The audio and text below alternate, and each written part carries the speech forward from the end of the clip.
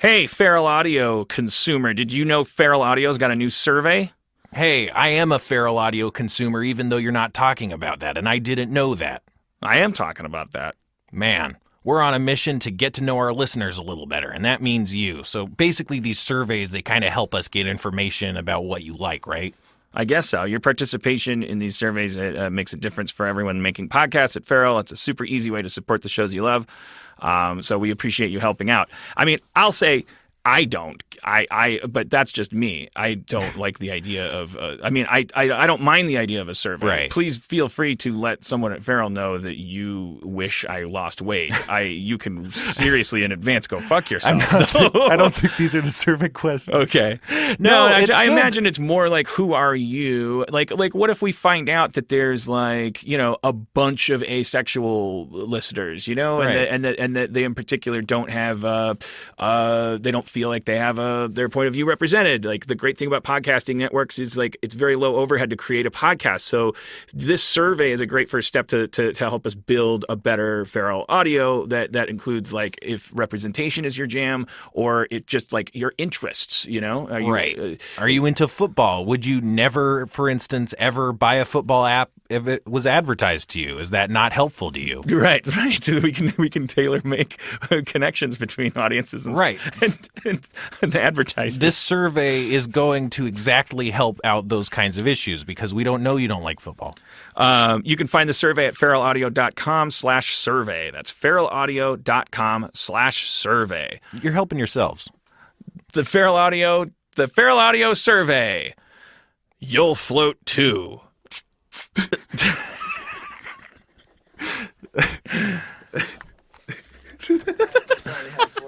Today's episode is brought to you by Last Rampage, the new true crime film starring Robert Patrick, Heather Graham, and Bruce Davison. And we had the pleasure of speaking to someone involved with the movie. My name is Robert Patrick. I play Gary Tyson. That's Gary Tyson with an I in the film Last Rampage. Evil broke loose in 1978. Arizona State Penitentiary. That was interesting. What it was like playing a real person as opposed to a fictional character. It was really trying to wrap your head around how this guy could do some of the things that he could do. That was the things that you were drawing on. Of course, there was no way you're going to try to do an impersonation of a guy, nor was I going to try to, get as heavy as the guy. I didn't have enough time to really go that route. But I found him really, really interested in trying to live up to the charisma that he had. I fell in love with the folklore of the story, the whole idea that he was a guy that was raised during the Great Depression. See, that from a historical point of view, those kind of stories resonate with me. That yearning for something better, trying to find it, have to steal to get it. How do you deal with that if you're a religious person? How do you run underneath that? How do you justify it? He had a double life sentence that he began to push his wife and his kids to say, God, I'm going to serve one term, and when I die, I'm going to serve another term in hell. I got to get out of this. And the length that he was willing to go to get his kids to help him get through this and get him out of prison was fascinating to me. Don't miss Last Rampage, the true story of the prison break of Gary Tyson. In theaters and available on iTunes and all on-demand platforms today. For more information, visit truecrimelive.com or follow the movie on Twitter at Last Rampage Film or on Facebook.com/Last Rampage Film.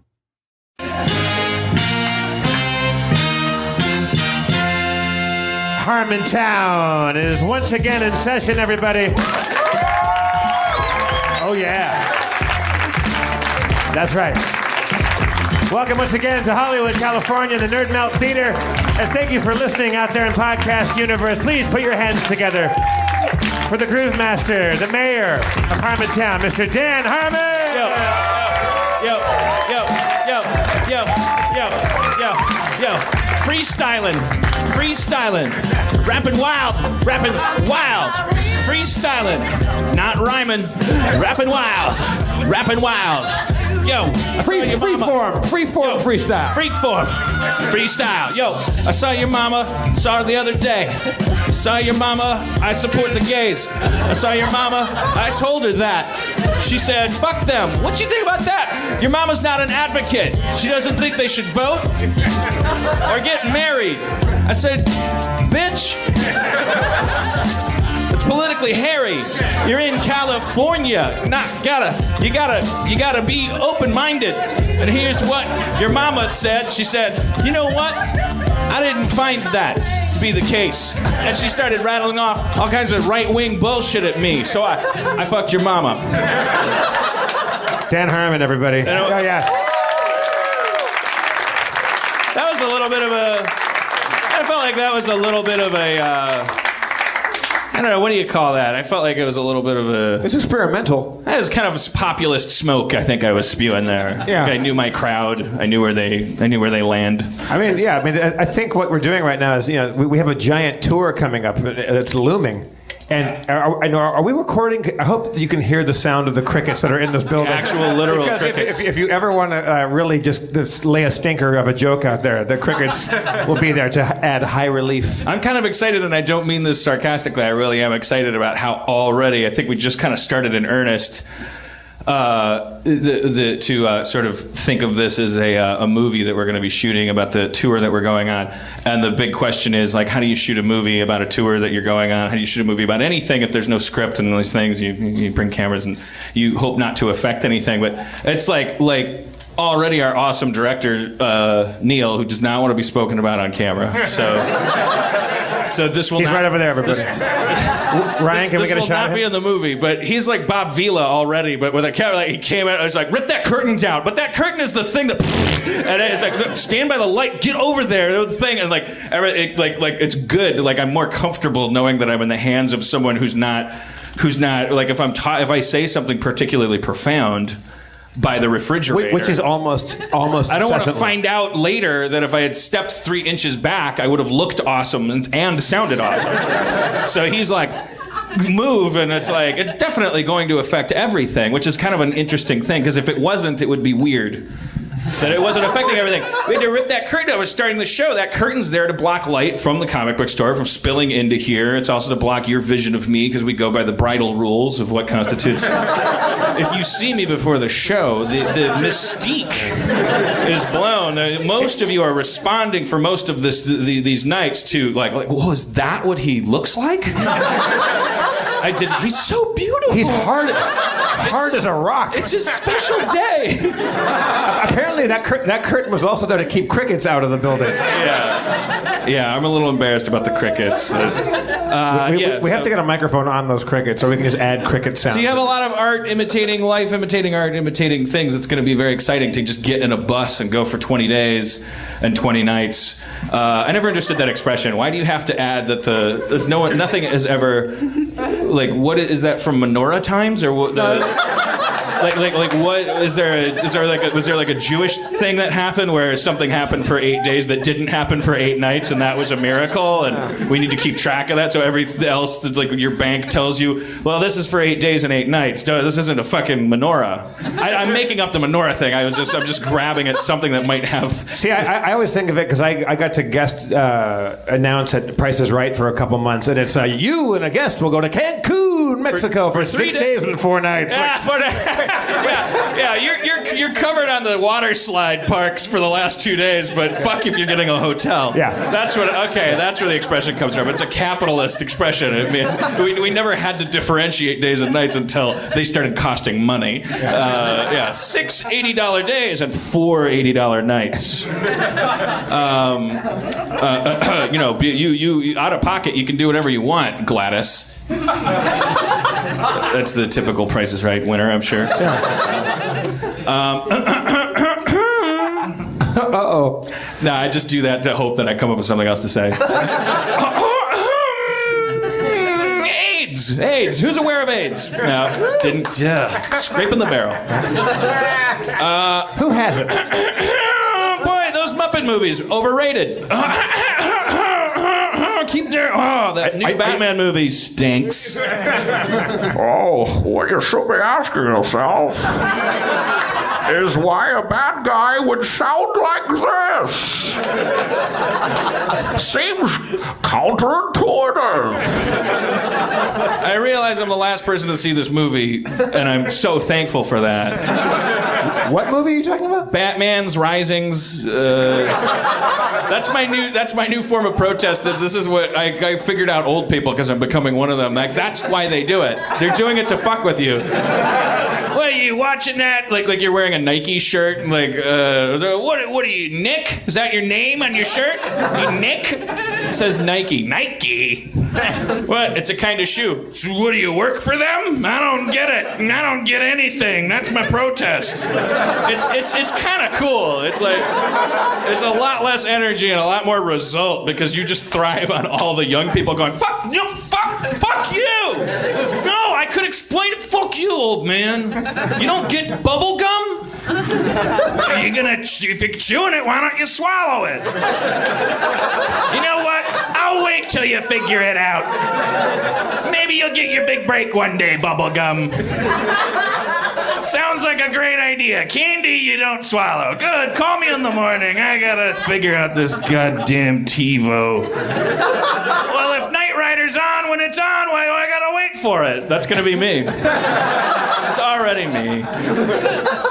What was I talking about? AIDS. It's a bitch, AIDS. Batman. Like it'll kill you flat in seconds. You're talking about Batman, somebody. And it's contagious through air. I'm making it up. Don't listen to me. Batman sucks also. But hey, I'm the guy that said you could get AIDS by breathing. What do I know? Make your own opinion. Or if you want to make your opinion based on fear, Listen to this guy. My name's Bane. I'm the villain for 90% of Batman Rising. This is the voice you'll be expected to fear for most of the movie. A lot of people have pointed out that I sound like Daryl Hammond's Sean Connery. Still others postulate I'm a dog poem era Jimmy Stewart. In any case, not a villainous sounding man. Can I hear some villainous dog poem? Could you do a villain Jimmy Stewart Batman dog poem? My old friend comes to me after rabbit chastened dreams.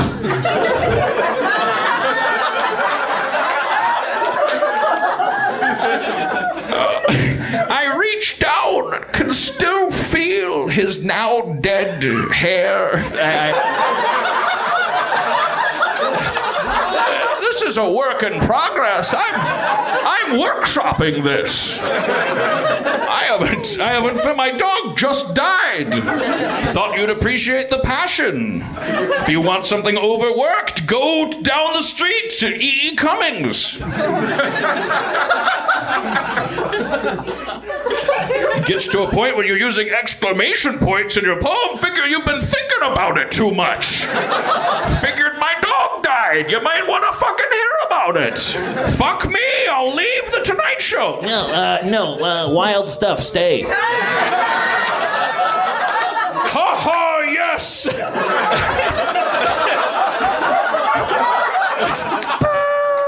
hey, it's Doc Severinsen. All of you are out. You're all out. You're like, what part of Arsenio is this? That's nostalgia for you, is the woof woofs.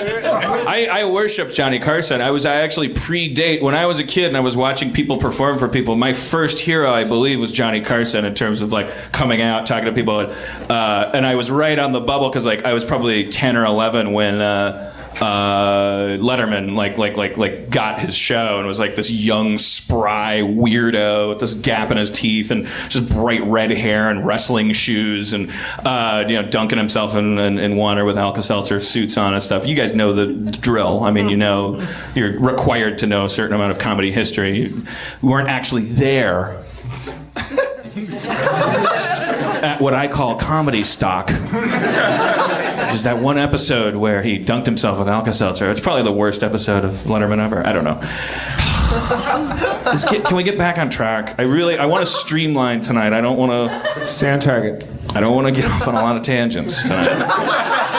We have a tour guide. But I love Johnny Carson, and I used to put on little shows, and I would tap my little pencil, and I had a thermos cup lid, and like if it was Mother's Day, instead of giving my mom a Mother's Day gift, I would put on a Mother's Day show, and it would say the Mother's Day show, and then I would sit there and I would just emulate Johnny Carson. I would tap my pencil. My mom's in back right now, just drunk off her ass. You can hear her stumbling around. She did not take to L.A. well. She found out there's more than margaritas. She's 6 smack sheets to the wind. I don't know what drug terminology. I think smack comes in sheets. Is she a heroin using sailor? Yeah. She does it mellow. She just shoots up, listens to Kenny Loggins on the marina. So I don't know where I'm going with that. I used to perform, and then I realized at a certain point, well, this is very difficult. Oh, it was our documentary crew stumbling around the chairs. Maybe I don't know. Yeah, that's funny too. We should have a documentary crew following the documentary crew. Don't start. I'll get fired. Enough of that. Let's do something for the nice people for once in a while. Let's pretend someone's watching other than a person that makes shows. You elitist meta asshole. Enough. I don't want to go to the museum and see paintings of frames. So clever, Dan Harmon. You're so goddamn clever. Oh, a painting of a thing that's supposed to be around a pet. Oh, maybe I'm part of that. Actually, that's pretty cool. I should give that an Emmy. What do you think the final product is going to be? When you and I have come home, there's been 2 attempts in our lives. We will have gone through a lot together. What do you think the final product? I mean, obviously, it's in the hands of our shy Neil Berkeley, director, who doesn't want to be mentioned, and yet we will persist in mentioning him as often as possible. Shy in front of the camera, but a real George S. Patton behind it. Like, it's like like, no, you son of a bitch, no, no. This curtain goes. I had to talk him into doing the movie again after he came up here. It took 3 Amstels to get him to really actually say, no, I'm doing it. Because he came and saw the show. He had yes. Frankly, yes. I don't know. But no, he didn't say as much, but I'm insecure, obviously. I think he's insecure. We're both, like, a conversation between 2 guys whose job is to try to receive people and figure them out. It was like taking two saucers, trying to make them stick. It was like, we need the Chinaware equivalent of a penis in here, or we need to start mixing metaphors. But I don't want to insult women by saying we're 2 vaginas scissoring. I just want to edit all this out of the movie and of the. Also, I think what it all came down to is I had to promise him it's your movie. I'm not the kind of guy that's gonna go, hey, okay, so remember when we got our drive-through food, and it was wrong, and I just revealed that my true feelings about just all black people. Is there any way you could change the N-word to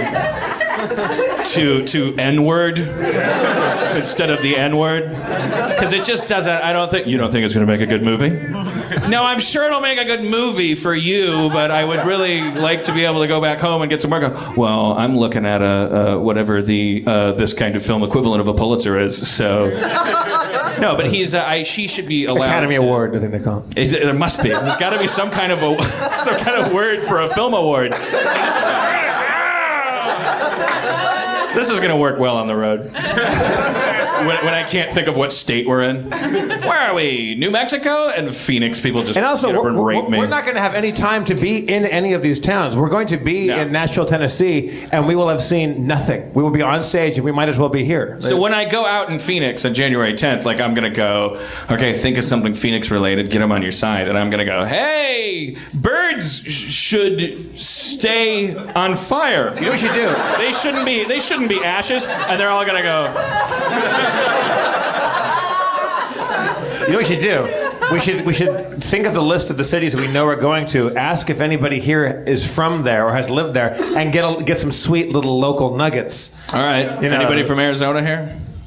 See? Yeah. We're going through the curtain of night on this tour. What I was thinking is, like, is there a way to train? Like, can I train? The two things that make me the most phobic are, like, audience reaction. Like, I'm used to these guys. They love each other. They love me. They're very good people. And they're racist. They're from Los Angeles. We share a culture. I've lived here for 15 years or more, and I don't know. They're my people. We're in the back of a comic book store. Like, then, you know, something's going to be fundamentally different besides just barometric pressure, which is a huge thing. It's not to be quibbled with. I've been in Denver. I got a nosebleed at the airport, and I forgot to take the pot out of my girlfriend's purse, and we were there for an extra 6 hours. It was like all because of the little altitude. Yeah. Like, and I wasn't performing. I was just trying to get some pot back home. Now, do you know that there's a hard, fast rule that you cannot take a shit on the tour bus? You know that, right? That's a rule. I mean, I know that Dave Matthews Band, like, broke that rule. I heard that story about the Dave Matthews Band. Like, I guess there's a hose that comes off the bus. It's like a poop hose that you can just, like, I don't know, the tour manager, like just was like, all right, we're breaking a minor rule, but there's so much poop in there. I mean, it's the Dave Matthews Band. They work hard. They poop harder.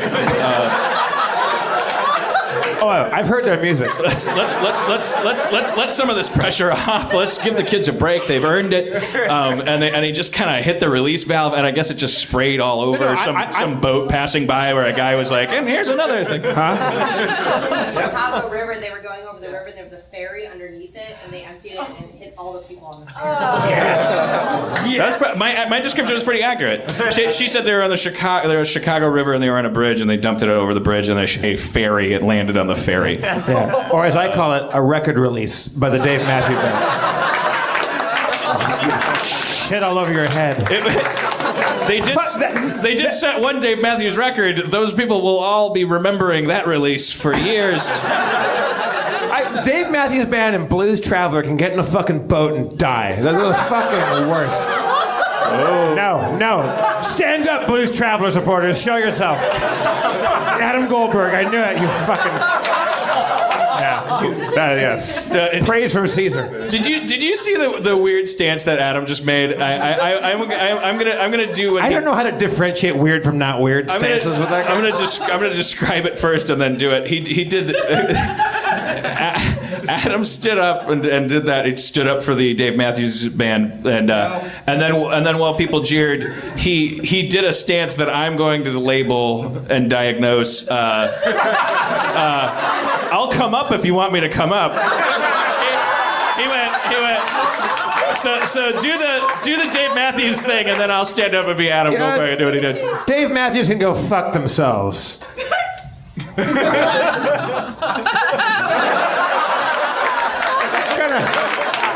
You kind of did like Peter Pan flying, like waiting for the wires to do their trick. Yeah, kind of like Usain Bolt's in the starting blocks, ready to come up. All right, maybe later, Adam. Wait, Dave Matthews. Oh no, I'm not saying it's you can't poop on the tour bus because it's supposed to release it on tourists' heads as you're going over a river. Because then everyone's in the bathroom. No, because you live on a bus and you poop on a bus and it smells like poop forever for the rest of the trip. And there's no going backwards from that. You are now living in a Chevron men's restroom, right. and you're not supposed to do it. You have to ask the driver to pull over and say, "I'm going to go make it." Make a tutu. Can I make a tutu? I don't know. We got to make Saskatchewan by 1300. Tour talk.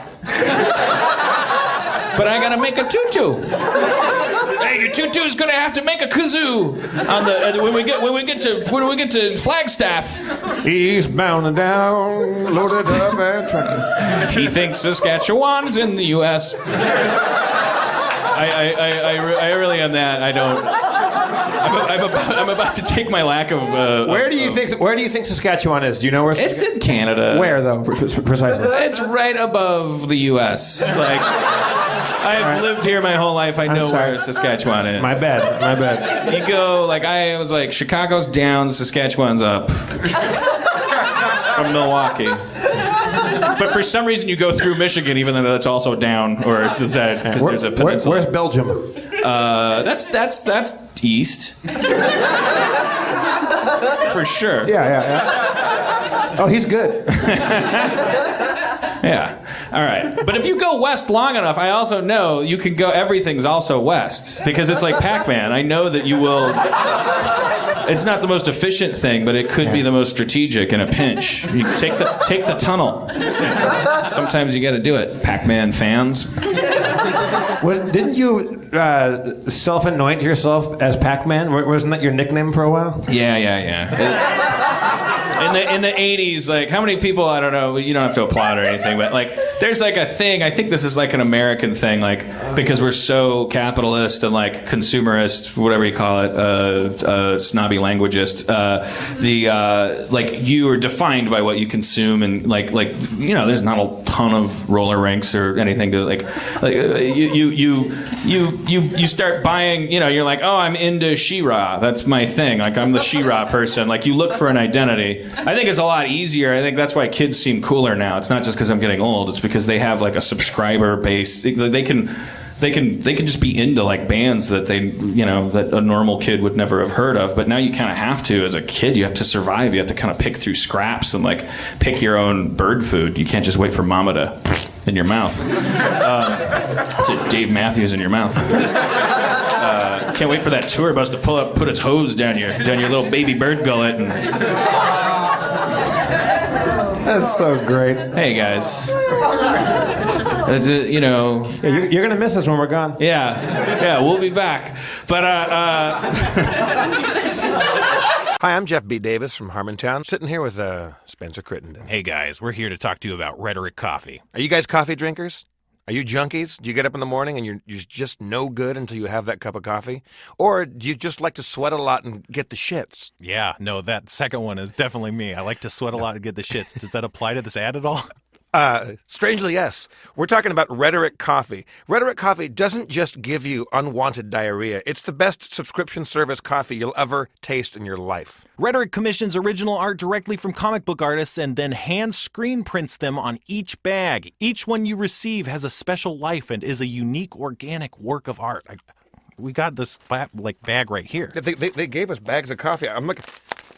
This is me crinkling a bag of Rhetoric coffee. Look, I'm opening it right now. Oh my God! It smells like heaven. It smells like being like a angsty teen. Spencer is actually eating full coffee beans right now. Those are good. Dear God, Those are great. Oh, somebody call the police. Not only are they fun to chew on, you could probably make coffee out of them, and you get to feel good about drinking that coffee because it's what I call ethical coffee. Rhetoric goes above and beyond fair trade, not just for their coffee, but in how they pay the artists that put the art on the bag with the coffee in it that Spencer is now currently chewing. Oh, yeah. Everyone wins. You're a fucking monster.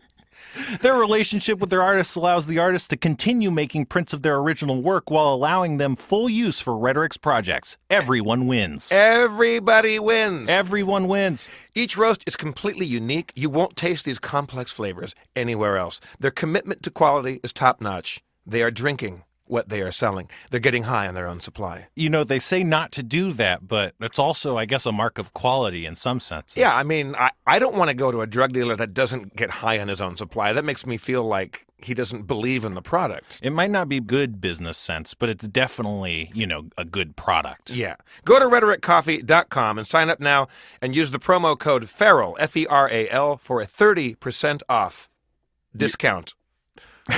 Go to FERAL, F-E-R-A-L, for 30% off your first roast. You never forget your first roast, Spencer. I never will. The first roast is the deepest. That's RHETORIC coffee.com. Sign up and use the promo code FERAL for 30% off your first roast. Coffee so good, you can chew it. Did you just get a bunch of wild Chick Spencer chewing just to have?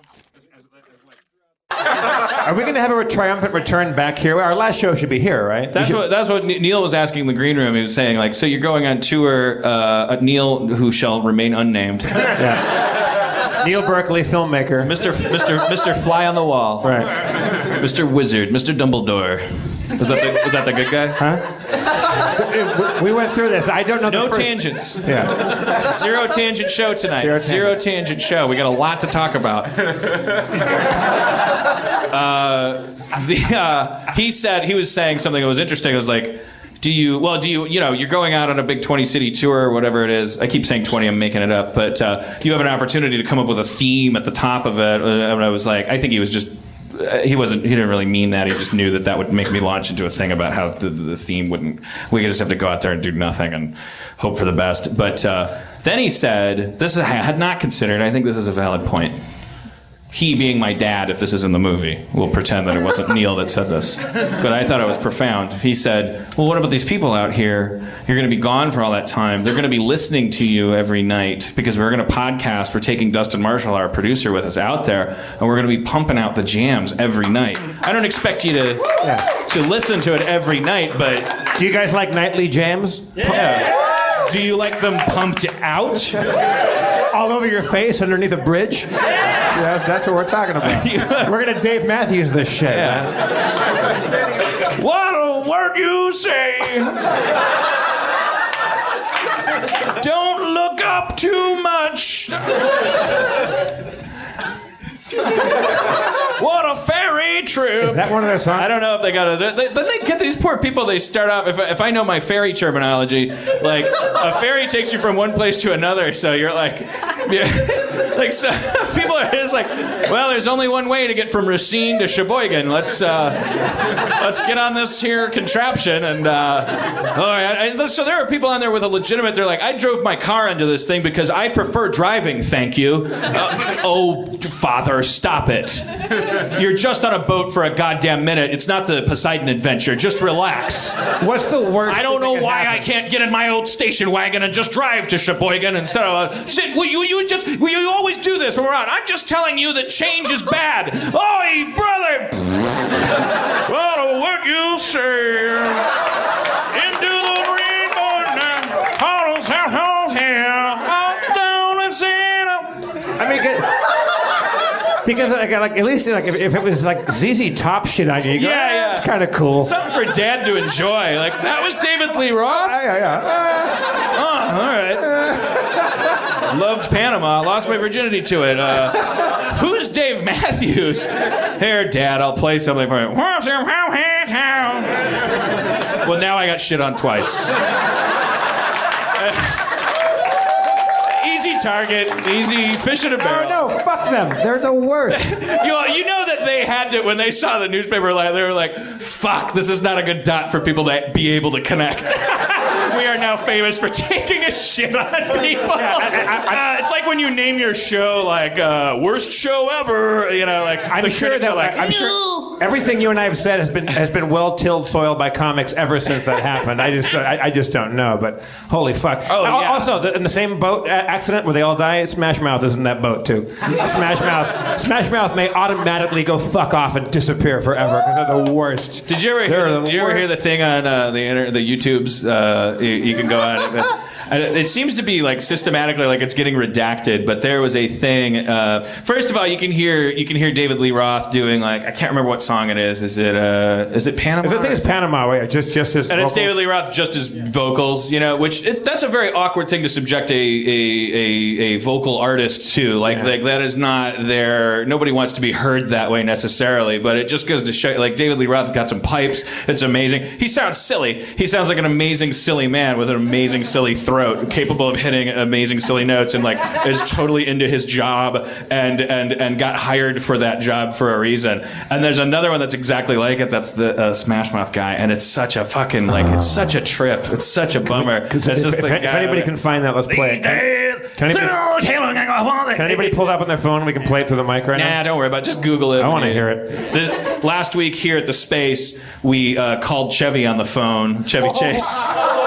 and asked him if he would come Voicemail. play. Just got the voicemail. We got his voicemail and left a message asking if he'd come play Dungeons and Dragons with us here this week. He called me back promptly the next day and was very, very sweet and cool. And he and I have always gotten along, kind of, in an odd... Really? Yeah, I just hated working with him. I tell you, when it comes to like understanding a person, like oh, God help me, I've never understood a man better. Just my time with him in the trailer, like hearing him like talk about how my show wasn't funny and stuff like that. In between that stuff, though, he was saying things that I understood. I was like, yeah, I know how you feel. Like I don't want to die either. Like I want to punch God in the face and everyone that represents his sloppy work too. You know, I deserve better than this too. Like so he and I have always. I mean, do you have his voicemail reply? I do use the term loosely, but I would call him a friend. Did you answer the phone, or do you have his reply on your phone? Oh no, he and I talked for like 20 minutes. Okay. I don't think he knows what voicemail is, because I said, did you hear the voicemail? And he said he was going to go listen to it. But I texted him this morning because it was like, but he's in New York. He was going to come. You should know that he's well, actually that bums you out, doesn't it? But. Well, not to throw him under the bus, but the idea of him coming was about as good as it was going to get. I think he would have walked out and you would have gone like, holy shit! And then he would have started talking and he would have been like, shit! Tell her what you say. It's just a layman's opinion. He's said worse about my acumen, so we're even Steven. We can both take it. But anyways, I wanted to point that out, that Chevy Chase, after all this... But he may come. He still may come, right? Not tonight. No, not tonight, but like eventually. Like, no, he's more likely to come than anybody, because he's like, I don't know, he loves... Like, I'll tell you one thing about him that's really amazing. He's never been a refusenik in terms of like, he loves people loving him, and people who run up to him on the street and just go, holy shit, you were Fletch. Like, he does not go, yeah, go fuck yourself. Like, I'm sick of that shit. He goes like, yeah, I was. Like I was. And like I was on the set once. There was a guy making hot dogs, and like and he was like, you know, he's like, holy shit, fucking Chevy Chase, give Chevy Chase a hot dog, man, it's fucking crazy. And I was like standing in line behind Chevy, going like, come on, don't be tacky, hot dog guy. You know, don't you know the culture? Like, treat him like a living ghost, or you might lose your job. You never know. Like half of 90% of the actors might walk away and go like, hot dog vendor acknowledged my fame. Lose it, you know. But Chevy was like I mean, he just plays it's like everything that would be in that guy's fantasy, everything in his head that was telling him, just say something, better that you do than if you don't. Like, Chevy affirms that all the time, and anybody that like accosts him. And he was like, he's like, can I call my sister's not going to believe this? And I'm like, again, pushing it. Come on, you got the thing. Chevy takes the phone and goes like, hey, who is this? Who is it? He starts fucking around with the guy's sister. Like, walked away with the phone, talked to her for 20 minutes, came back. The guy was like pissing like hot dog vendor pee. He was pissing regular urine. They're human. Shame on you. But Dan, isn't this show... They don't piss hot dogs. They're human beings. This is why I gotta get out of LA. You guys just immediately think a hot dog vendor, I bet they pee hot dogs. No, they vote. Not in Nashville, they don't. You're going to learn that the hard way. Now, come on, Nashville's great. Yeah. Just practicing for Nashville, guys.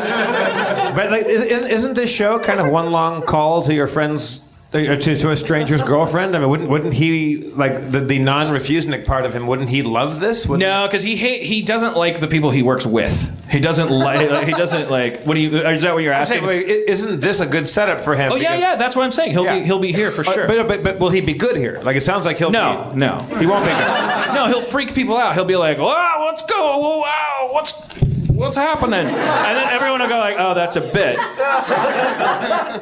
And then he'll call me Doug Herman, like, and you'll be like, fucking classic. Always forgets the name, and then he'll like, I don't know, man. I'm telling you. I think it's a coin toss. I think it's either going to be a bummer like you think, or some sort of weird magical breakthrough will happen.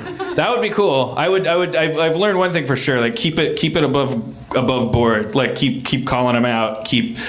Don't like chuckle nervously and go, okay, we gotta, like, just go like, what the fuck are you talking about? Now, so that he can, like, has a chance to respond. I will go to my grave a happy little asshole if we can get Chevy to either play Dungeons and Dragons with us or freestyle rap.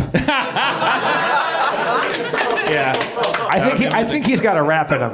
Well, he actually classically does. He had a rap album, like, when he was, like, in his 20s. No, he didn't. Google it. Google it. See, our website, we should have a link. You should be able to click on that moment on the podcast. We will. We will have a website. You can click on all this stuff. It's true. It's true. No, we won't. We'll never will. We never will. No, Sharuz, our webmaster, had he had some kind of family, or no, personal. He had a. Sharuz is what? What were you? I was just laughing at some kind of family. Oh, Sharuz has got some kind of family. I don't know. I guess it's an Indian name. He's probably got like 1,000 people. That are like, hey, what's going on over there? No, that's the racist, horrible, shitty. Edit it out. Whitewash it. The Sharuz, our web genius, something happened, like it was doubled up, like he ripped something in his leg or something, so his leg was useless, and then he got in a car accident, or the other way around. Like, they weren't related. They were two things that should go together. But is he okay? Yeah, he's fine. I mean, fuck him. Get back to work. Yeah. No, Where's our website? He had a lot of shit happening, and we're probably not paying him very much, if anything. Well, I'm not. Well, I don't check my own books, so he may have embezzled millions of dollars. And are we paying Neil Berkeley? Yeah. Well, Neil is.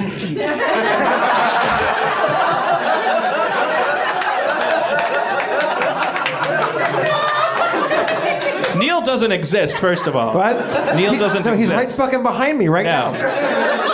He's like Drop Dead Fred, or any of the characters from Inside Herman's Head, or Right Said Fred, or yeah, fuck you, Herman. Tried to string 3 rhyming 80s references. You almost got there. Third one wasn't about an imaginary character, though. Neil is this is a labor of love for him. He's in it for the art. He's not getting paid? Well, if the movie makes money. Oh, okay. We'll give him some. Am I getting paid? You will be a salaried employee of Harmontown Incorporated, which is just formed. No, I just want to sit in the bus and just sit in my pajamas and play ukulele and sing Pringles Dick and just be along for the ride. Pringles is in the rider, by the way. We're having Pringles cans on the tour bus. We got to drop a budget. We got to do those things. One thing that, because Neil and I were talking, and Neil, who does not exist and is not affecting the movie at all, after 3 Amstels, getting him to agree to do the thing, further talking about what we could do, you can get Neil Berkeley to do almost anything after 3 Amstels. He said that. What a work, good sir. He will shit up a bridge on your head. That's called an ultra Danny Thomas. If there's a giant coffee table under the over the ferry. You've got 3 people on that reference. Yeah. At Cantor's Deli, Danny Thomas, famous comedian, father knows best, Lebanese descent, great comedian, lovely man, apparently liked to poop on coffee tables. Or have people poop on coffee tables above him? Above him, I think. Yeah, and that was his thing, apparently. Who knows? It could be the Richard Gere gerbil thing. Like, we don't know. But at Cantor's Deli, and I'm almost certain this is the truth. I remember this. There's the number 1 is the Jackie Gleason. The number 3 is the Bob Hope, and that's the corned beef or whatever. The number 2 was the Danny Thomas. Number 2, and it was a hot roast beef sandwich, which looks like a turd on a bun. And it was the fucking number 2. And I know a woman whose family was a part owner of Cantor's, and they cannot verify if that was a happy accident or just mischief. Menu mischief. The number 2. He liked to be shit on. Anyways, this guy who doesn't exist that I was talking to about the show and the possibilities of going on tour did point out that he felt, and his colleagues who came to the show for the first time, who don't know Dan Harmon from fuck all nor Harmontown, and they're just professionals coming to a show, they said above and beyond that D&D was the highlight of the show, and that it would be a crime to not do D&D on the road when we go to these different cities. So Spencer is asking off of work, which is a decision he'll forever regret. And Dustin's coming with us, which means that we'll be a mobile D&D pumping Mobisode. Mobisode. My dream is to start a Mobisode company but approach the Mobisodes as if they're webisodes. I'm tired of Mobisodes having their own standard. I want why did we stop thinking of them as webisodes? Why did we stop? Yeah. There's things that you do for a webisode. You put a minimal amount of the money left over from your TV show into them. You hire a non-union crew. You do almost nothing. Why can't you do that for Mobisodes? Did you make up Mobisode? No, I did not, sir. No? No. Somebody's already said that? No. That and the word webinar exists. They get to go on the Smash Mouth boat. Somewhere someone is using the word webinar, like for real. Webinar. Yeah, webinar. So if you watch the webinar, it's like a seminar on the web. I worked with, what the fuck is his name? Webinar Donaldson? Steve O'Donnell, a writer, and he used to he was a Letterman's writer forever, and he and I had a love of kind of a love-hate relationship with word combinations, where like snackatizers, like things like that, like you hate them, or appetizers or stuff like that. He used to give me voicemails. He goes, "Hey Jeff, it's Steve O.D. I'm on Steve O.D. Yeah, I'm on a plane right now, taxiing in LaGuardia, and I'm looking through the Sky Mall magazine, and I'm reading about an electric blanket that boasts of its stimulaxing qualities." Stimulaxing. The only good one I've ever heard. The only one that I actually can sign off on. My brother used to be a bartender at the Chart House, a seafood restaurant, and every year they would have their annual extravaganza. And that's a fucking goodie. That's a goodie. If you come up with extravaganza, I'm in your corner. Also, the only Spooktacular is good. A haunted house. Spooktacular is so good that there's no such thing as a spectacular anymore. I don't think anyone here been to a spectacular since '98. I think it's only Spooktaculars now from now on. But not fucking webinar. No webinars. Webinar's dumb. Mobisode. Here's the difference between extravaganza and Spooktacular and webinar. No one wants to go to a fucking seminar. No one wants to be on the web. No one wants you combining anything in that area. No matter how much you combine, you're not going to make it fascinating. Right. Fuck you. It's just a shitty guy telling me how to do my job. I don't want nutraceuticals either. Yeah. We don't need it. You can do all the dandying you want with all the syllables in the world, but make it spooky and spectacular. A boring job's a boring job. It's not a Adventurtunity. I knew somebody that worked at a camp, and they were their title, and they had a business card. The poor fucker is the director of edutainment. Edutainment. Fuck. Why not? No. Absolutely not. All right. Well, just give me a taste. Okay, you guys be Phoenix. Okay, and just run me through some scenarios. I want to start training for the tour. I got this show, and then the next show we do, and then I believe the next time I go on stage in front of a microphone, I will be in front of a sober jury of Phoenician eyes. They're called Phoenicians, right? Yes. Yeah, they're or Carthaginians. Depending on if they're loyalists or what. Well, all right. So I don't know. I just want to run through the ringer a little bit. I can't prepare for everything, but you guys are so loving all the time. Could you just boo me? Have Jeff introduce me and then just All right, okay, well, try this. Like, do this. Like, be unimpressed with me and then whatever thought I launch into, let it hit a button for you. You want me to do fake intros where you come on, say hello, Phoenix, and like do a couple, and or do you want to just like be in the middle of it? Yeah, fire something up. Do it. Zach, are you back as you can. So I'm gonna come up. Just basically, just sit in silence. Like you're a crowd. You paid $10. This is some bullshit. Or pretend you paid $1,000. And then no one's gonna pay $1,000. I'm just saying, like, get yourself in the zone. And you're like, who's this guy? I came to the Chuckleback steakhouse. And even from the name, I'm in a bad mood because it doesn't rhyme with anything. It's not. All right, everybody, welcome to the Chuckleback Steakhouse, Phoenix, Arizona. Put your hands together for the mayor of Harmontown, Dan Harmon. Yo.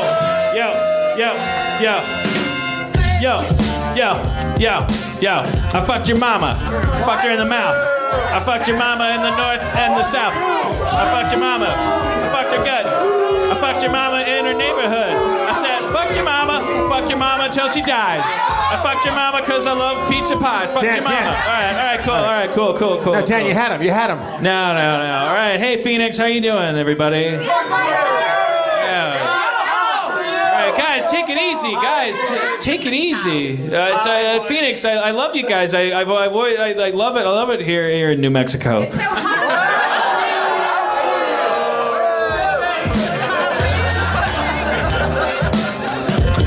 I'm not prepared for it. All right. I don't know how to get them back when that happens. Austin, Texas, put your hands together for the mayor of Harmontown. His first time at the Taj Mahal. Welcome, Dan Harmon. Texas! Not starting with a rap. Learned my lesson in Phoenix. Fuck Phoenix, right? Fuck Phoenix! Yeah! I fucked your mama because the bitch is from Phoenix. I fucked her in her mouth and her penis. She's got a penis because the bitch is from Phoenix. Transgender awareness is keenest. Oh no, I'm sorry. I forgot Austin is the transgender capital of the South. Shit. I'm sorry. Nashville, Tennessee.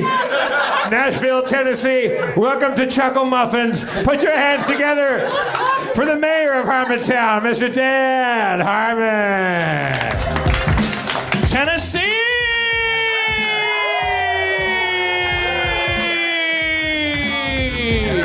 Yo, my dick is big, and it's big as Tennessee. Yeah. Everyone's dick in Tennessee is as big as mine. Yeah. Fuck your mamas. I didn't.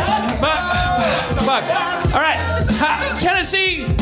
Let's not rap in Tennessee. Tennessee. Thank you so much for having me. It's so fucking great to be here. I'm so sorry about the election results.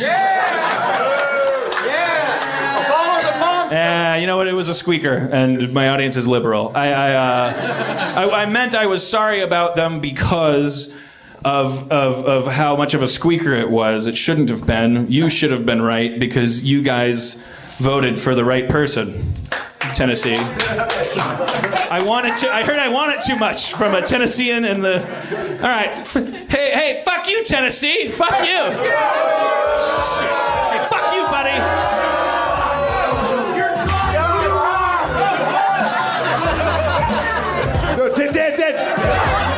It's not worth it.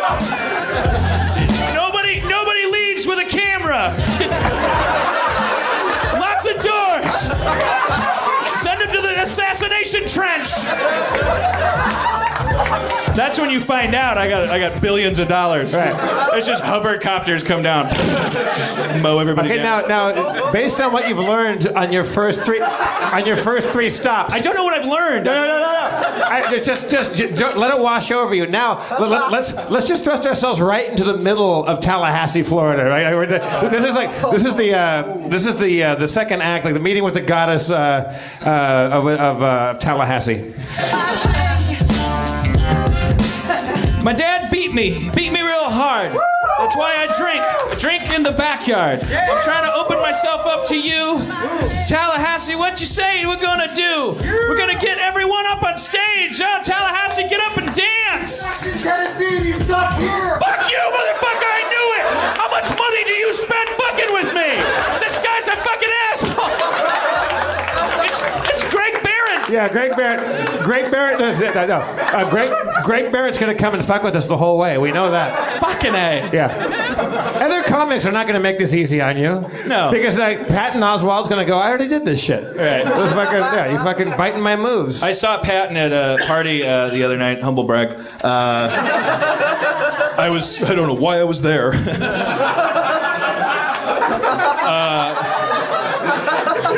But I grabbed him for a second. I was like, we gotta go out and have a drink and talk, because he did the Comedians of Comedy thing. And it's like there's gotta be something to learn from Patton Oswalt. This is not, all the more so because we're not doing comedy. We're not so we're not comedians of comedy. We're comedians of deception. We can't play musical instruments, and I don't mean to say we. You'll be fine. Oh, I'll be fine. Ladies and gentlemen, Boston, Massachusetts. Midway through the show, the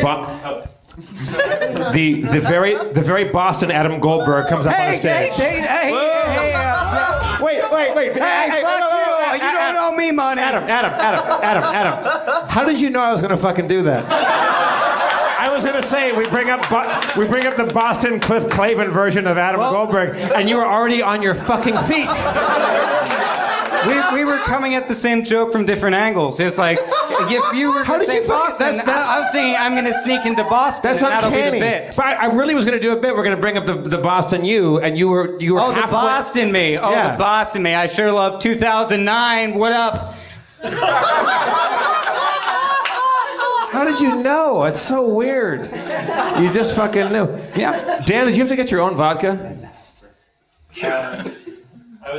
I was actually getting Adams. Oh, yeah, right. Yeah. I'm trained now. All right, Boston. I know it makes him tick, and I know it makes him sleepy. I'm learning bad parenting lessons already. And that is why the Statue of Liberty is not a big deal. That's why the Statue of Liberty and Ellis Island and Governor's Island, not so great. Look, you're supposed to be doing this in a Boston accent right now. Like Cliff Clavin. Sorry, I stuttered instead of laughing at that really good joke. It's quite solid. Hey, Aaron said you're not allowed to drink on your medicine.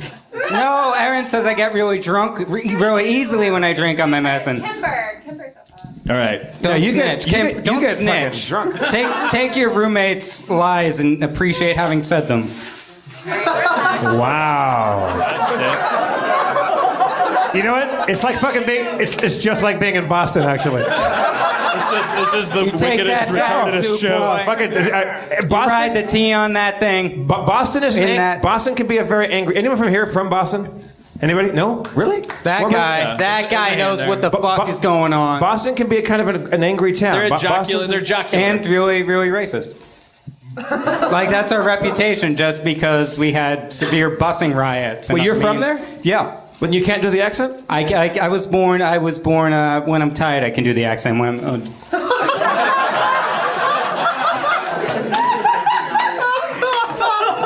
Jeff, you're like Davis, like the square, right? Jeff Davis Square. You ride the T in that thing. Oh my God, you lace curtain motherfucker.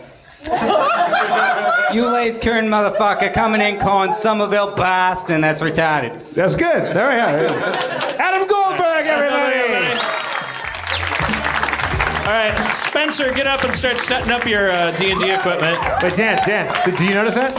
I said Adam Goldberg, and he actually walked off the stage. He actually left. Yeah, he's not. Yeah. No, we're training him like Shamu. Yeah. But slowly, his little flipper, his fin's going to start to droop over. He's going to lose all spirit. Yeah. Somebody just lose that spirit. We have to take a secret ballot of whether people are on or not on Adam's side at some point. Well, we had that conversation with Dustin and I when we were editing it. Dustin was like, "What do you think?" And I was like, "Because we cut out, for those of you, I feel a little bit bad about this, only in the sense of like I put myself in Adam's shoes listening to the most recent recording where it was basically the only thing I had time to cut out was all of Adam. Like I was so behind schedule because we skipped Thanksgiving and people are like clamoring that your most important fans are the people that can do without you the least. You know, you want to let them down the least, and I know they're the craziest, but they're the most important. You know, you want to keep feeding them, or your audience will hate you. You know, so I have so much shit to do right now. I'm trying to write a CBS thing and a Fox thing, and I'm so behind. I got to leave on the 17th for Europe. My life is a nightmare. I got these Patton Oswalt parties to go to, and I just I don't know why that made me gay. That was a bad choice. I was trying to be fancy, not gay. I wasn't doing a thing. I pumped it out. I pumped out the jam. Like Dave Matthews did all over the fucking airwaves. But the one thing I did have time to cut out was Adam Goldberg coming up and reading his journals. I read my journals, and then Adam comes up and reads his journals. Adam's 24. He read his journals from his phone from when he was 20. It didn't have the same panache. It wasn't the, but there was other stuff I could have edited over time, but I didn't get surgical about the back half because I just ran out of time. So it's me and Jesus Diaz talking about the woes of being creative and not fulfilling it. You know, that's unedited. But anyways, the big question is, and it's not a question I want you guys to answer necessarily, because I say it's a coin landing on its edge. Like, when are we on Adam's side and when are we against him? I was very fascinated by his journals from 4 years ago because it was a glimpse into a time when Barack Obama was still in office. It was really it was an amazing flashback. When Adam was journaling with his phone back then. I don't know, man. I know that sometimes I feel like when we bring Adam up, and then I try to ride the line. Like, I want the audience to know it's like, look, this guy doesn't have a golden ticket or anything. Don't get mad at him. We'll make fun of him. But then he sits down, and then sometimes I feel like, oh, did we just make fun of, what am I, Howard Stern? I got like a whack pack? Like now what am I doing? Like, remember when the guy that was sitting there, where's Big Red? Big Red, he's not here? Yeah. I took care of Big Red.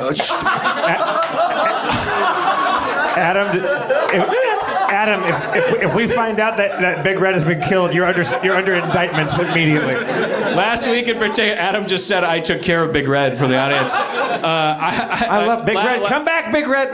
Last week there was this guy sitting over here, this huge laugh, like super giggly, like really infectious, and everyone loved him. And it was a big guy with red hair, and his name was Big Red, and we brought him up, and he was saying, "I'm Big Red," and every question he answered, like, I would go like, "What's your name?" I go, "You can call me Big Red." And I go like, "Well, are you from the area?" No, sir. Like he just kind of like he had a laugh. He had a laugh like a big Viking dolphin. Yeah, it was amazing. Yeah, like a helium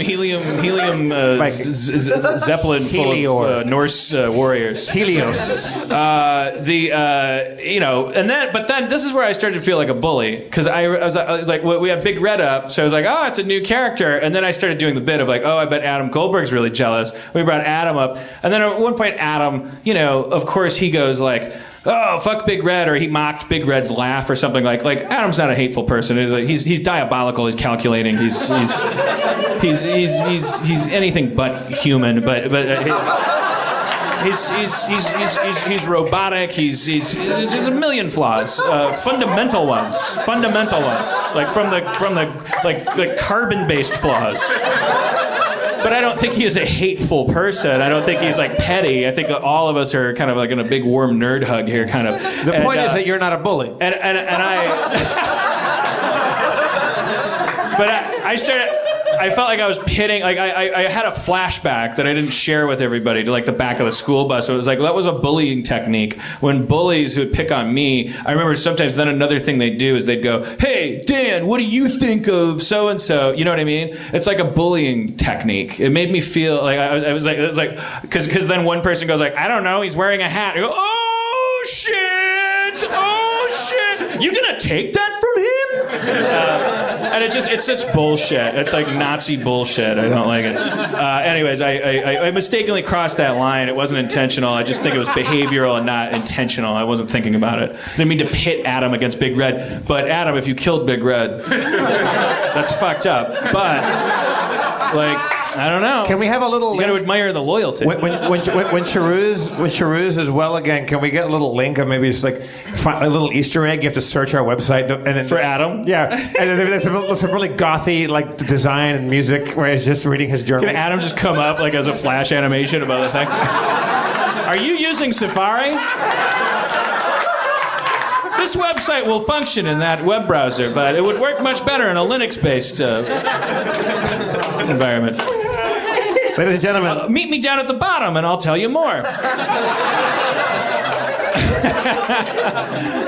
let's reintroduce our... This is the tour section. You'll find all kinds of concert information and ticket links for all available dates. See you on the next page. I found the gold bug. Remember the Richard Scarry books? They had the gold bug, gold bug. Adam Goldbug. Can't be a coincidence. Yeah. Do you know he calls his car the Goldsmobile? That's riveting. Well, tell you, he also does better than Chevy would up here. I'm telling you that. Huh? I'm telling you. Get them up there together. Yeah. Chevy would just burst into flame. Can we like? Are you a queer or a? Can we do like a mock-up? Fuckface. Let's do a mock-up of Family Feud and make them play each other. Can't. My targeting system's offline. Hi, everybody. It's Jeff Davis. Sorry to interrupt Dan doing his public nervous breakdown. I want to talk to you about snacks. The thing that separates human beings from the rest of the animal kingdom is our ability to snack. But what do we do with that power and that freedom? We snack on garbage. What if you wanted to snack on something that's better, healthier, and, doesn't make you feel like a giant piece of human shit afterwards? That's where NatureBox comes in. Go to naturebox.com/Harmontown to get snacks. Lots of snacks, but healthy snacks. Snacks that make you feel good. Snacks that taste good. Snacks that you just want to just put inside parts of your body that aren't your mouth. They got all kinds of stuff. They got there's baked things, there's chips and pretzels, there's dried fruits and nuts and chews and granola thingies and jerkies and nuts and all kinds of shit. Creme brulee peanuts are my personal favorite. I'm looking at this list right now. Crispy coconut squares. I'll get all over that shit. Sea salt chickpeas, they got it all. If you go right now to naturebox.com/Harmontown, you'll get 50% off your first order simply because you're self-loathing Harmontown fans. I mean, really, let's backtrack a bit. Snacking is the second order of business. Why do you even listen to this show? Do you hate yourself? There's so many better podcasts. Why doesn't Spencer get to talk? What happened to D&D? Now I'm hungry. I'm depressed and now I want a snack. Go to naturebox.com/Harmontown, 50% off your first order. And if I don't get some snacks out of this Nature Box, I'm coming to fucking get you and I'm going to eat just goldfish.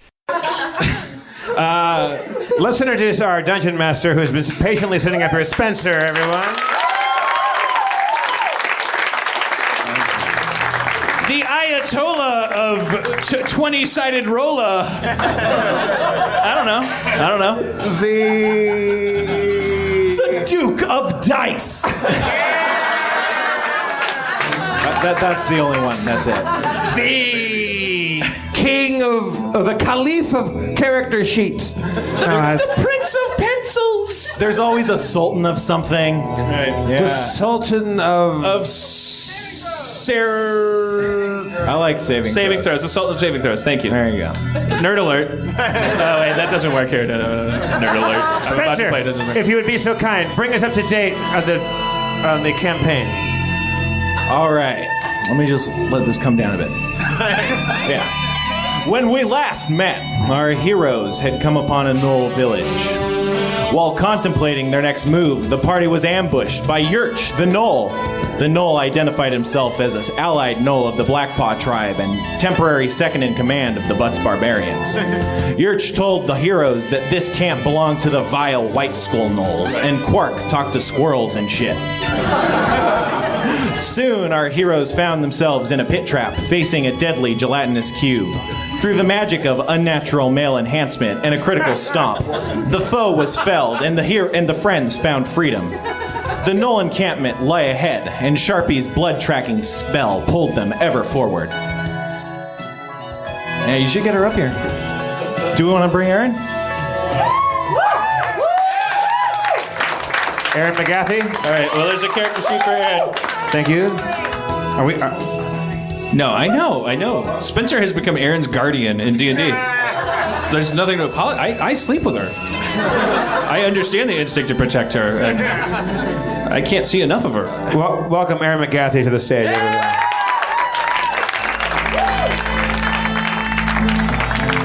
For better or for worse? I just spilled vodka all over my face, so I don't know if I have. For worse. I was pinching the cup and I squirted vodka in my face. Well, I will hide the ring a week longer.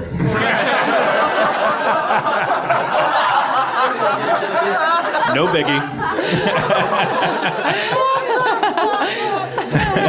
Did you was that a don't joke about that? I was at the This Feels Terrible live show. Because the right response is don't fucking joke about marrying your girlfriend. That's not funny. Yeah, it's irresistible. It's irresistible sometimes. Women love jokes about pretending to not want to marry them. It's their favorite thing. Or just teeing up, like, yeah, let's get married. Like always hilarious. Always helps your relationship. Too. Well, good news. I squirted vodka all over my face because I'm wasted, so I won't remember anything. I always don't remember. We make the mistake of playing Dungeons and Dragons at the last point in the show. So no matter how sober I am when I come up here, I'm always like, I'm wrapped by Spencer's description of what we did last week. I'm like, okay, all right. Black Paw Knolls, you say? All right, so where are we standing, Spencer? You guys just got out of the pit that you escaped from, and now you're running again towards the village. So it's me. It's the village where my dad was going to meet these. You came upon the village after casting a blood spell, and it pulled you towards your father. Oh, right. And it led you here, and then you encountered Yurch and fell in a hole. And these are the bad. I just read all this. The stuff. camp is the bad Knolls, right? It's Bad Knoll camp. Bad Knoll camp, yes. But we're with a good Knoll guide. Yeah, he ran away though. Remember, you pulled a sword on him, and then he ran away. We pulled a sword on him? Yeah. What? Were we drunk? Yeah, probably. Do you remember pulling a sword on our guide? Dude, all I remember was talking to squirrels. It was good. Yeah. Terrible. So we know these are bad Knolls, but what's the reason that we want to go in there? My dad is... Is he a captive in there or something? Well, here's what I remember. My dad had a deal with the dwarves not the dwarves. My dad had a deal with the good Knolls that they were going to go take out bad Knolls along the way. This is what our good Knoll guide said. Right. And they were going to take out a bad Knoll camp, and that was going to be kind of like a quid pro quo thing. I'll say it right later in ADR. And then Neil will insist on it. He's a very rigorous post-productive director. Neil Berkeley, everybody. Yes. Famous filmmaker, documentarian. Did you know that Wayne White wasn't even in Beauty is Embarrassing? Like, I didn't know that. Neil made that character up. Really? He weared a fake beard. Wow. And pretended to have worked on Pee Wee Herman, and just shot himself the whole way. He loves being on camera. He loves being involved. He's the Dan Harmon of documentarians. He ends up making everything about himself. He just rolls around in a bed of mirrors. So many cuts all over his body. If Neil Berkeley ain't in it, it ain't a Neil Berkeley feature. It's like he chomps a cigar and says that. That's on his car. All right, stop it. Can I use move silently to go into the cave? Yeah, you can try and move silently. Yeah, let's roll for it. Haha! Adventure. Silent adventure. You can't say things out loud when you're moving silently. You just wasted a move silently. You're making a bunch of ruckus. Indeed, you do make a bunch of ruckus as you make your way towards the Knoll village. Here we go. Even still, no one seems to take notice of you. All right. You do notice flames licking the skins of the dwellings of the Knolls, and smoke billows out into the sky. You can hear the sounds of screaming and shouting, and the ringing of clashing blades. Oh, your dad's in there kicking ass right now. He's been here. Let's go in and help. These licking flames remind me a lot of the belt that used to lick my ass. Wait.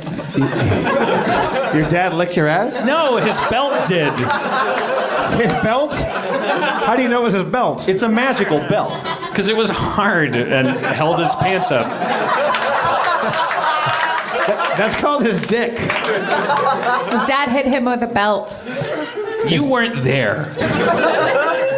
I'm just going on what you give me. Sharpie, I must confess, I am 4,000 years old and I was there. Jesus. Yes. Her face is covered in vodka. I feel like that there's a battle going on, and we owe it to the memory, at least of the kinship of your father, to go in there and help in this battle. All right, let's head towards the fray. Yes, I have many arrows. Let's go. Shoot them one at a time. Arriving at the village, you're met with a grisly scene. Flames consume the tall grasses surrounding the bone dwellings, and wooden furniture, animal hides, and all sorts are on fire. A few of the huts are collapsed as if devastated by a single blow. And the corpses! Gnolls lie slain in pools of their own blood, some with vicious gashes, others with broken backs and necks, and still others torn asunder or cleft in twain. You hear the pounding of massive feet shaking the earth, and then you see him. Lord Mango Butts-a-lot. Mango? Wait, can I tee up his entrance? Just let me look. I'm looking at the corpses, and then I go, what dire force wrought this? And then you hear the and the puddles of blood shiver, you know? Yeah. And then he's coming. War Chief of the Butts Barbarians, standing 7 feet tall, boasting 380 pounds of raw muscle. The barbarian chief's body is burning red with the bloodlust of a barbarian rage. Clad in studded leather armor and wearing a dazzling and magnificent multicolored dream cloak, red, blue, and yellow, the colors of the Butts-a-lot tribe. He also wears a great horned helmet and a dazzling magic belt. Upon seeing you, I think I know where this is going. Upon seeing you, he charges, barreling at inhuman speeds towards you, swinging a massive anchor as easily as if it were a small wood hatchet in wild, dangerous arcs. He gets like this. Run! We have to wait for his berserker rage to settle out. But I, as a fellow barbarian, recognize him and jump in the way of Lord Butts-a-lot and Sharpie and say, "No! This is Sharpie." I will say that realizing you are a barbarian and you realize that you don't think you can stop a barbarian with words, but you can try that if you'd like. It's like telling Adam Goldberg like to come up on stage later. Like it's not a. So I can't use my words. You definitely can. I mean, I'm just telling you that you know barbarians being a barbarian, and they get mindless. Let's just get. I'm saying get out of it as quickly as I can. I'm saying like he gets like this. Like I was raised by a barbarian. I get it. Like let him peter out. He's in a rage. He's not gonna understand anybody. He's not gonna. You get it, but you're also always fighting against it. Fighting against what? Him? You. What? And him. Not bothered by your idle chit-chat, he charges, bowling into the group of the three of you. He manages to knock Dan and Jeff high up into the air, and they land flat on their backs. Ooh. You guys each take 2 damage. What? Motherfucker. Can I use my bird? That would have killed me at level 1. Spencer, may I use my bird to deliver a message to Mango? I don't think you have a bird. I have a bird. It says 1 bird. Oh, that's a token. Yeah, you could. It's a okay. She's talking about Qual's feather token, you guys. It's a magical item that summons a bird that can deliver a message. That's what's happening right here. There's your behind the scenes. I'm sorry. No. I'm just explaining the game because You're it's hard. so frustrated. Oh, Okay. I just sound like a little bitch sometimes. Sorry. No. It's just You're my biggest advocate. You never sound like a bitch. Mulrain, this is a perfect time to summon a bird. 2 of your friends lie flat on their back. Yeah, go get that bird. Well, I wanted to deliver a message to Mango and let him know that Butts-a-lot is his son with the bird. Use your mouth to deliver that message. Shut up, Adam. I mean, if my face doesn't deliver that message, in my next available turn, I'll use my mouth to deliver the message. It's your turn. By going, Dad! Your noises make no, impact on his fragile brain. Fragile? Yeah, I don't know. So my bird, did my bird never go? You didn't say a message, so do you want to say a message and then it'll happen? Okay. Yes. The man that you see before you, the bearded, kind-eyed,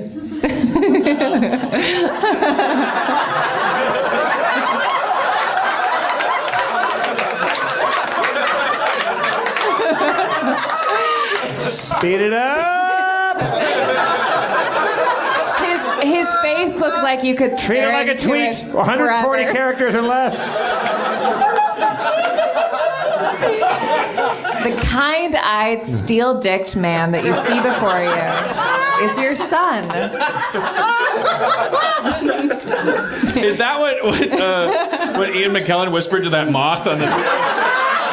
I always wondered what he was saying to that moth in Lord of the Rings. He's like, he said some shit and then it went away. And then it came back and it's like, what did he say? Go get the eagles.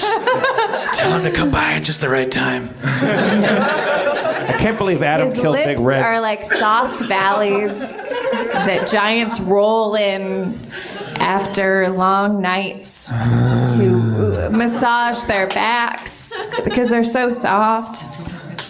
Sorry, guys. There's a limit of 100 words on the spell. That's in the rules. The person that you see is your son. That's your son, that little beardy. She said it. She clicked send. She did it. She clicked send. The coin transforms into a beautiful dove and flies right into the ear of Lord Mango Butts-a-Lot. You hear it tweeting softly, and then he claps the side of his face and crumples and falls to the ground. Kill your dad? The dad just killed the bird. Yeah. He heard your message. You thought the dad crumbled to the ground? Why would he kill a bird that talks? He's crazy. He's in a berserker rage, you guys.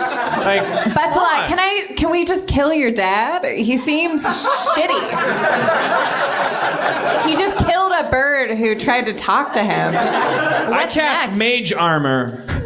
You cast mage armor. And I stand up and I look him right in the eye. Prom night style. I don't get the reference. I don't see things. Dan. Sorry, Sharpie. You sure you don't want to send another bird up there? No, not the movie prom night. I mean the actual ritual prom night in all adolescents' lives when you finally bear down on your fucking dad because he won't give you the keys to the car because you didn't clean your room and you're not supposed to go to prom. Oh, like, yeah. Actual, like looking gangly and ridiculous and having your first pubescent, showdown with your alcoholic, shitty... Pubescent Showdown's my favorite band.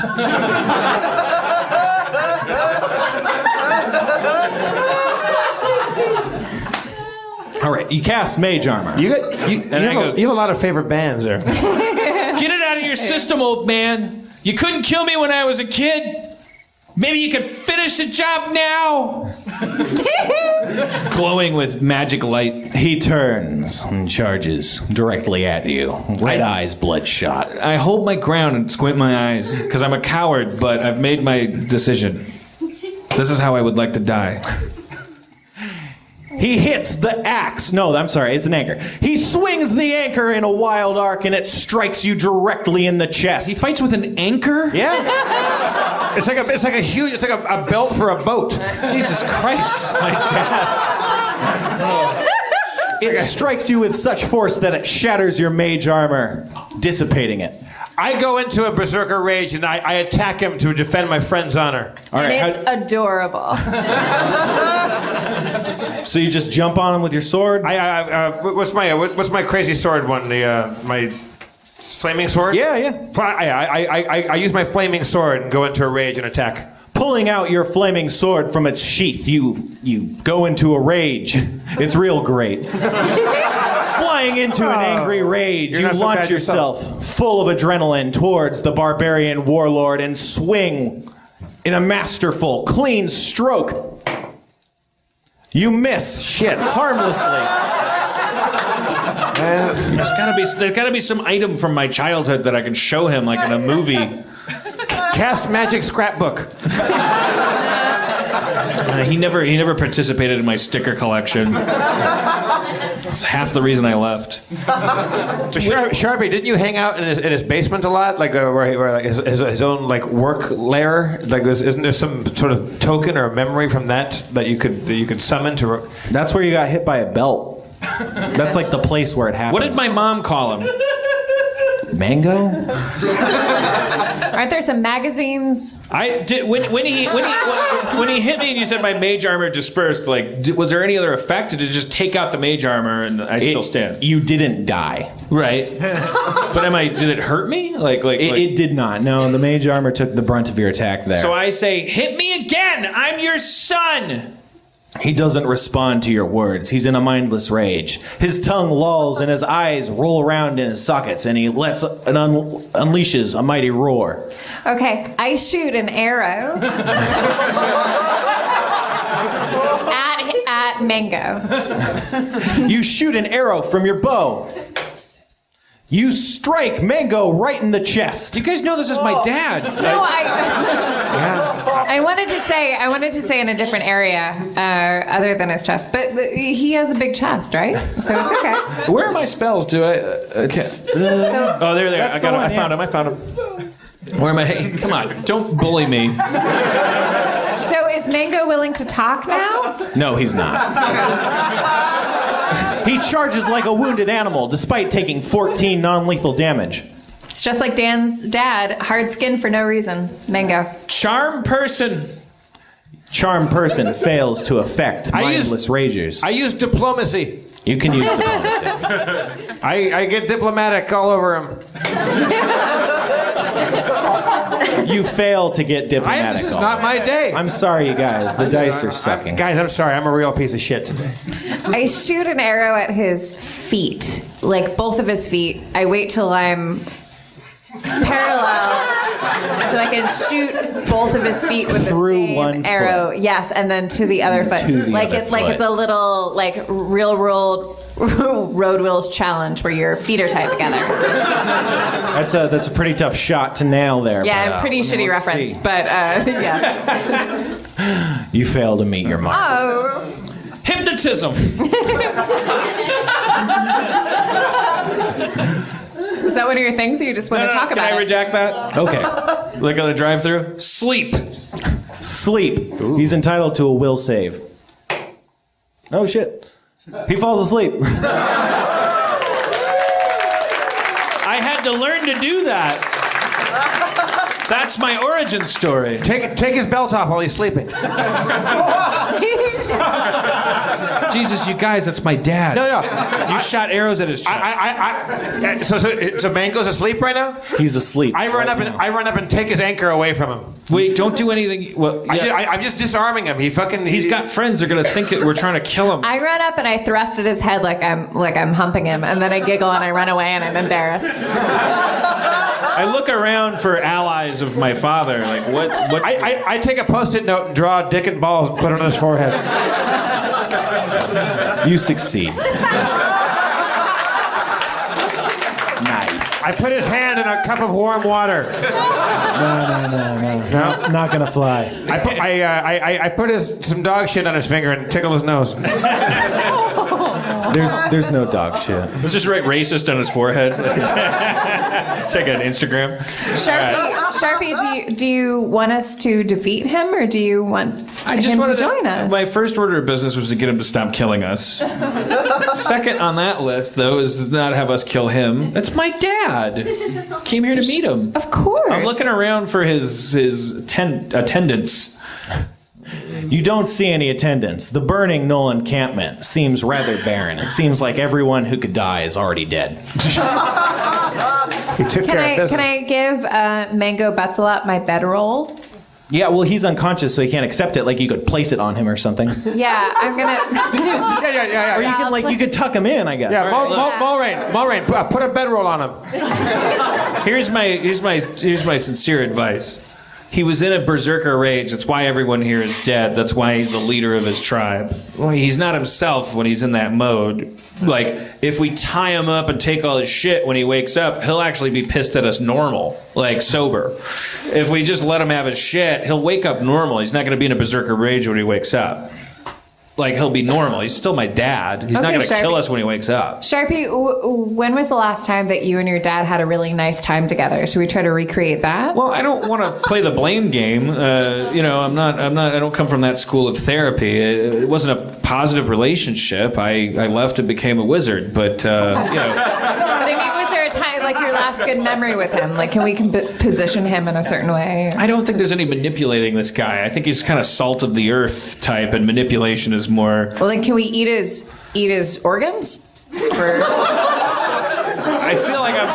feel like I'm talking to like a artificial intelligence. I don't know what you're saying has to do with what I'm saying, but what my recommendation is that we prop the guy up in a comfortable position with his weapons at hand and wait for him to wake up, a normal guy. He's not going to like me when he wakes up, but he's not going to try to kill us. He's my dad. I summon a squirrel. It's the same day as the last day we met, and you can only cast Speak with Animals once per day. He loves I'll bide my time. Soon. I have a flashback. You have a flashback. To when? 10 years old. 10 years old. I choose Jeff Davis to play the role of young Lord Butzelot, barbarian, in the tower of wherever I grew up when I was 10. I'll play the tower. Why is there vodka all over this tower? God damn it, I've been working all day. Been kicking Noel's asses. Son of a bit. Father. What? I've been thinking about what you said. I don't give two shits. I don't pay you to think. I don't even pay you. You said that I'd never make a good barbarian. I know that. Look at you. You don't have the forearms. But what of magic, Father? Magic? La-di-da.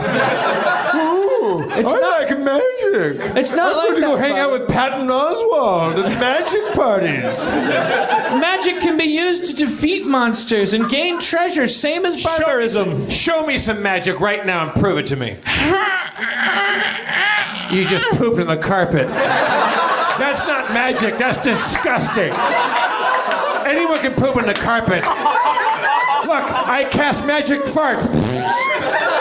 I need to go abroad and study it. Otherwise it won't work. That's what I'm saying. Well, so being a barbarian is not good enough for you, huh? I didn't say that. I'm not good enough. You always say I'm not good enough. You're not good enough. Let me be good enough. Let me do what I'm good at. Oh, yeah. I'm made of stone.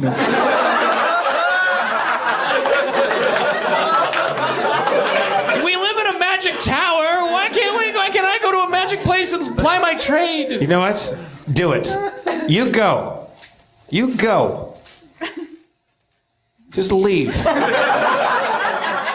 And I'll see you in about 15 years, 20 years. And you'll be proud of me. Yeah. Well, maybe I will, maybe I won't. Maybe I'll be too busy saving the world from evil mole gangs. And maybe I won't care about magic, because maybe magic doesn't put bread on the table. Maybe sometimes using your big forearms does. Magic can totally put bread on the table. Do it. Show me. Show me right now. Not at earlier levels. Show me right now. Don't poop on this table, son! Get out of my weird drunk castle! I hate you! I never want to see you again!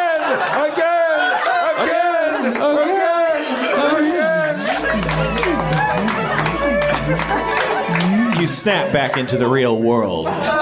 You feel a confusing mix of emotions, of passions, of adrenaline, of memories, of timelines weaving past and present. You level up.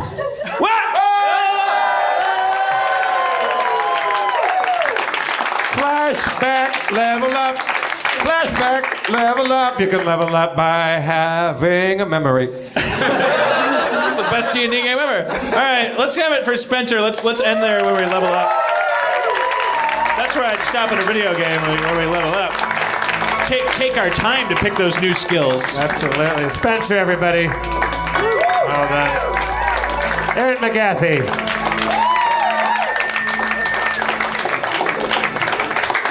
I didn't know. You know, Neil, who doesn't exist, had to say to me, I think D&D's the highlight. I think you got to figure out a way to play D&D on the road. You mean Neil Berkeley, the megalomaniac filmmaker?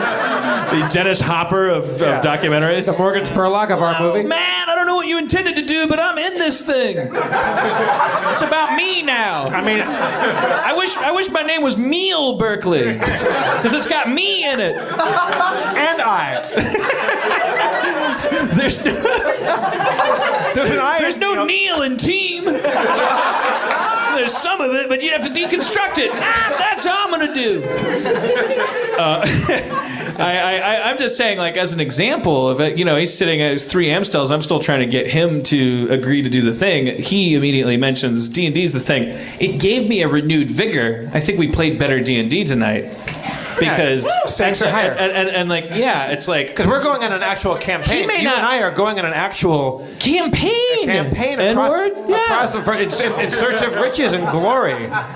Yeah. Can I describe it dramatically? Oh, I wish you would. Yes. Well, not like I'm just in general, not right now. Oh, I thought you were play the D&D queue and have in a cramped tour bus on a state highway somewhere. Yeah, say it like this. All right. I hit the wrong button. It's come that time in the Harmontown show. Oh, that sounded like a good. It was like that's what we lack in our show. Like where it has that kind of like, hey, bringing it home, kind of like, so the audience can go, okay, the show's fucking over. I don't have to steel myself against the possibility of this being 3.5 hours long. This is the good thing about the show is the energy's freewheeling, but the only downside of that is always the paying the piper at the end, because they go like, who's gonna end it? He's a lunatic. You are, Dan. So what have we learned? What have we learned in tonight's Harmontown? We learned...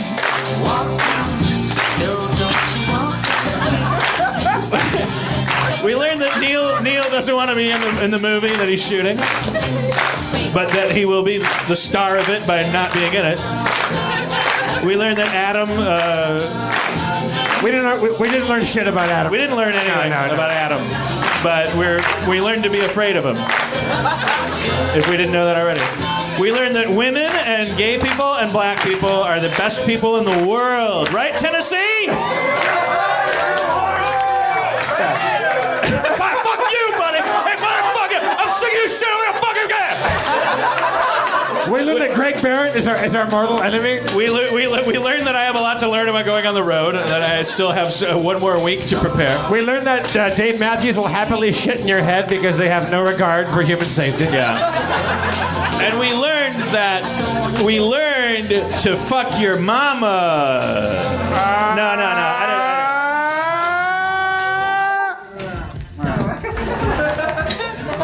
Wait. How did it... Yo, end of the show. Yo, end of the show. Fucked your mama, gonna learn and grow. Fucked your mama and her knee and her foot. Fucked your mama's chimney, got the soot on my dick. Fucked your mama's wick. She's a candle and I'm gonna get sick. Picked your mama up out of my mouth. Fucked your mama in the east, west, north, and south. Fucked your mama from the salt to the pepper. Fucked your mama and I'm not a pepper. It's not a word. That's why I'm not it. It's not a word. Fucked your mama in the butt and the head. Fucked your mama and your daddy instead. Started fucking your daddy to even it out. Fucked your daddy in his nose and his mouth. Apostrophe T. Mouth. Let me get... Yo. I need a topic.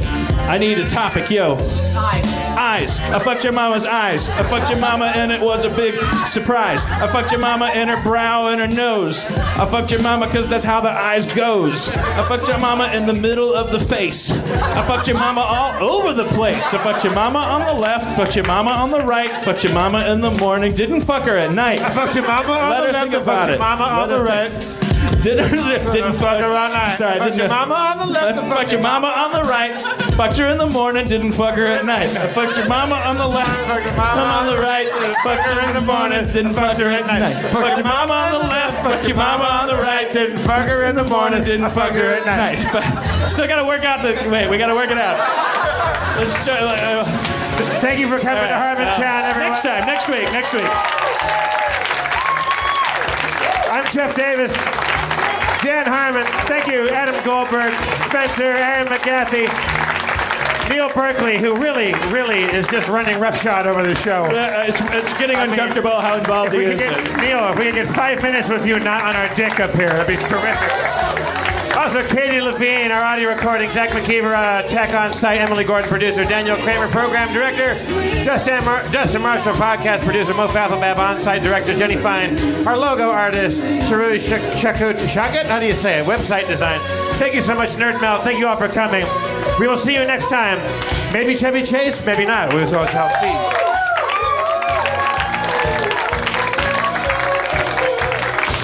One more good one for Dan Harmon, your mayor. Fuck your mom. Fucked your mom. He's made it clear. I fucked your mom.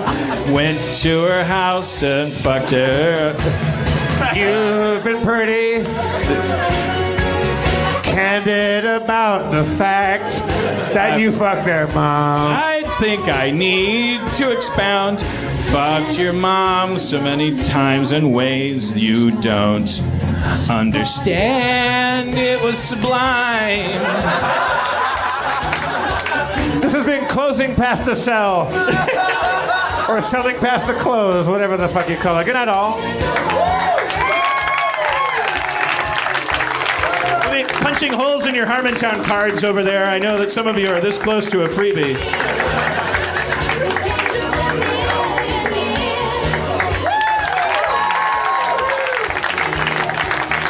You just have to do a good bow, Dan. Dan, come out and bow again. Dan. Encore. You guys want an encore, right? Yeah, come on. One more time for Dan Harmon. Do a big bow.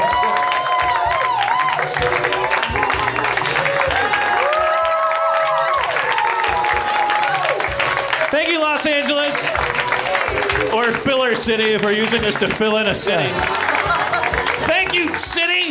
Dan. What a city. Dan, close with an apology to Phoenix as we're going there first. I'm so sorry, Phoenix. So sorry we went there first. What? I don't understand. They hate us. We were pretty hard on Phoenix. Oh, earlier. Phoenix, I'm sorry. Phoenix, it's okay. We're going to be fine. I don't know. We'll do some wild stuff now.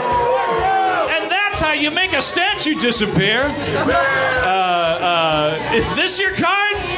There's no card. Disappeared twice. You motherfucker, I'm gonna fucking rape your soul.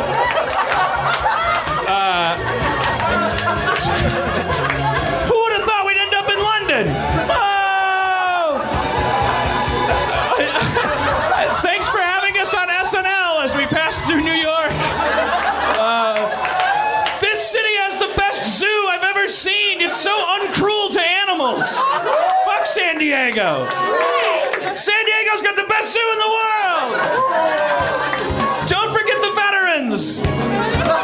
Spit on them. Depending on, I don't know what cities are. We'll mop it up next week.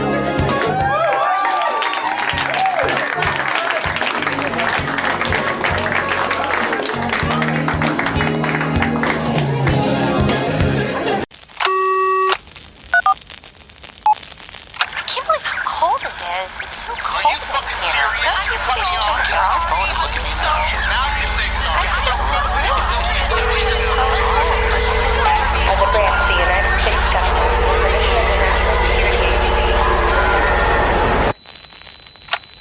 branch of the United States government. It is the mission of the National Security Agency to assess and flag citizens of the country who may present a threat to its security. The NSA has clearance to wiretap by any means necessary.